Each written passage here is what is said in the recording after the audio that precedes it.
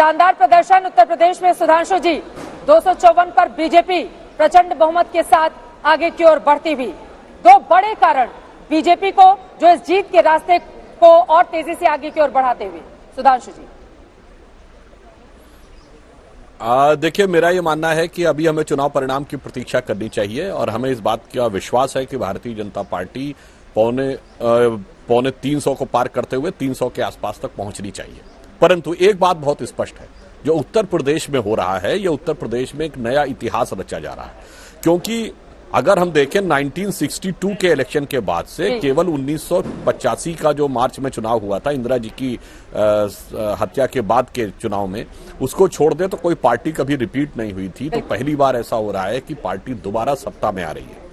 दूसरी बात, कोई भी मुख्यमंत्री 5 साल कार्य करने के बाद आज तक उत्तर प्रदेश के इतिहास में 1937 से, मतलब आजादी के पहले से लेके, कभी ऐसा नहीं हुआ कि 5 साल मुख्यमंत्री काम करके वो रिपीट हो गया हो। वह करने जा रही है। और एक और बात, अगर हम पूरे चुनावों को देखें तो उत्तर से लेकर पूर्वोत्तर तक और गंगा जमुना के मैदान से लेकर गोमांतक यानी गोवा तक यह साफ दिखाई पड़ रहा है कि 2014 में जो परिवर्तन शुरू हुआ था मोदी जी के नेतृत्व में भारत की राजनीति में, वो एक व्यापक विराट स्वरूप लेता हुआ देश के सभी क्षेत्रों में, प्रदेशों में क्रमशः भारतीय जनता पार्टी के प्रति एक निर्णायक जनादेश दिख रहा। और एक और मैं बात कहना चाहता हूं, 2019 का चुनाव था और लोकसभा में जब हम जीते थे तो एक महत्वपूर्ण बात क्या थी कि इसमें पहले फर्स्ट टाइम वोटर कौन था जिसने अपनी आंखें 21वीं सदी में खोली थी, जिसे मिलेनियम जनरेशन कहते हैं। और अब उत्तर प्रदेश में भी अगर देखें तो 2022 का चुनाव वो था जो मिलेनियम जनरेशन ने वोट दिया है।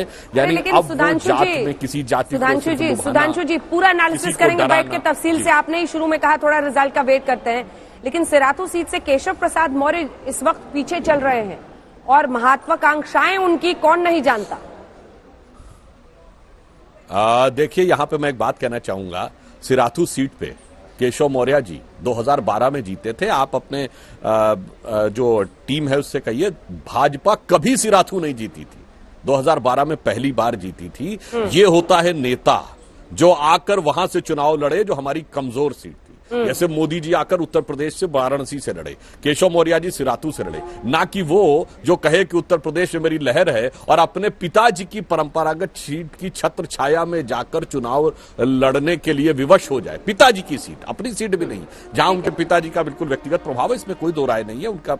तो ये एक अंतर है कि नंबर तो नंबर है सर, वोट की गिनती तो वोट की गिनती है, कौन आगे है कौन पीछे यही तय करेगा।